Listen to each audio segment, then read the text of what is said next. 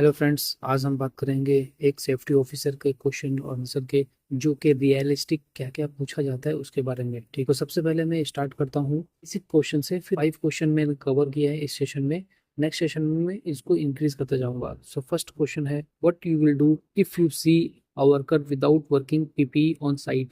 अगर साइट पे एक बंदा, एक वर्कर विदाउट पीपीई के नजर आता है, what action you will do.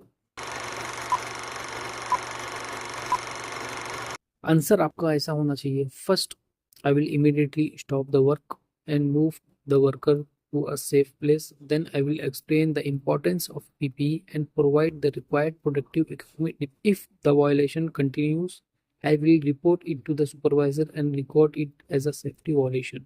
Basic सा बात है कि जैसे ही आप देखते हो कोई एक बंदा विदाउट पीपीई का काम कर रहा है, उसको स्टॉप करते हो और मूव करते हो सेफ लोकेशन में, या फिर वहीं पे ही आप उसको इन्फॉर्म करते हो और एक्सप्लेन करते हो कि पीपीई का इम्पोर्टेंट क्या है। ये तो लास्ट रिसोर्स है हायरार्की का, बट फिर भी आपको इंश्योर करना चाहिए कि बंदा पीपीई पहन रहा है।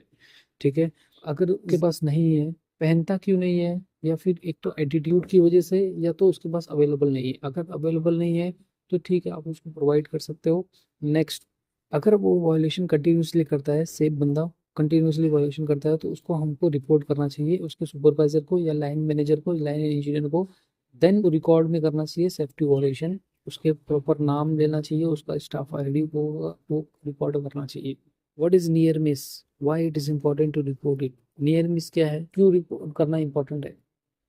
A near miss is an unplanned event that did not result in injury or damage but had the potential to do so. Near miss एक unplanned event है जो इंजरी नहीं पहुंचाता है या डैमेज नहीं पहुंचाता है, बट उसके पास पहुंचाने की क्षमता है। Reporting near miss incident is important because it helps identify hazard and prevent future accidents.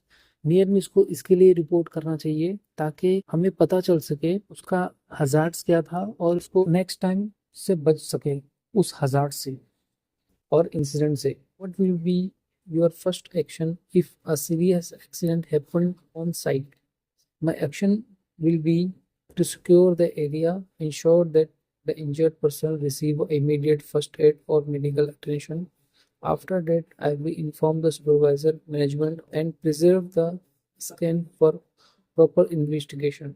तो सबसे पहला मेरा एक्शन क्या होगा, एरिया को सिक्योर करूंगा, इंश्योर करूंगा कि जो इंजर्ड पर्सन है उसे फर्स्ट एड की ट्रीटमेंट बराबर से मिली है, और अगर मेडिकल की ज़रूरत है तो उसको मेडिकल में पहुंचाएंगे।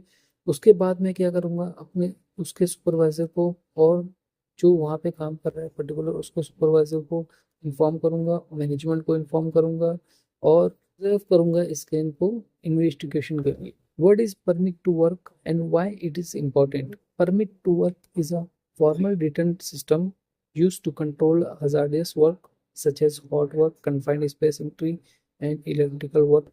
It ensures that all necessary safety precautions are taken before starting the job. Permit to work एक फॉर्मल सिस्टम है, रिटर्न सिस्टम है। इसे यूज किया जाता है कंट्रोल करने के लिए जो भी हजार्डियस वर्क है, जैसे कि hot work, confined space entry और इलेक्ट्रिकल वर्क। इसके अंदर बहुत सारे होते हैं एक्सेट्रा, आप इसमें ऐड कर सकते हो। और ये इंश्योर करता है जो हजार्ड्स यहाँ पे मौजूद है उस हजार्ड्स के अगेंस्ट नेसेसरी सेफ्टी प्रिकॉशंस ले लिए गए हैं जॉब स्टार्ट करने से पहले।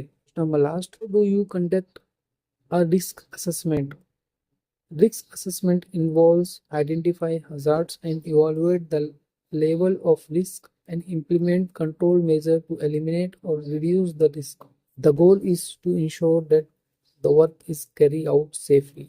Risk assessment क्या होता है, तो रिस्क असेसमेंट इन्वॉल्व करता है सबसे पहले कि वो आइडेंटिफाई करता है कि हजार्ड्स क्या है और रिस्क का जो लेवल वो क्या है, और उसके बाद में जब हमारे पास में हजार्ड और रिस्क अवेलेबल है तो उसको कैसे एलिमिनेट करें कंट्रोल मेजर लेके और रिड्यूस करें रिस्क को।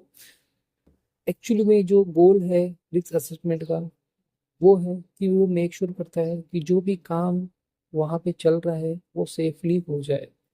तो आशा करता हूँ कि आपको क्वेश्चंस और आंसर समझ में आ गए हो। अगर आपको कुछ डाउट है आप मुझे कमेंट कर सकते हो। Thanks for watching.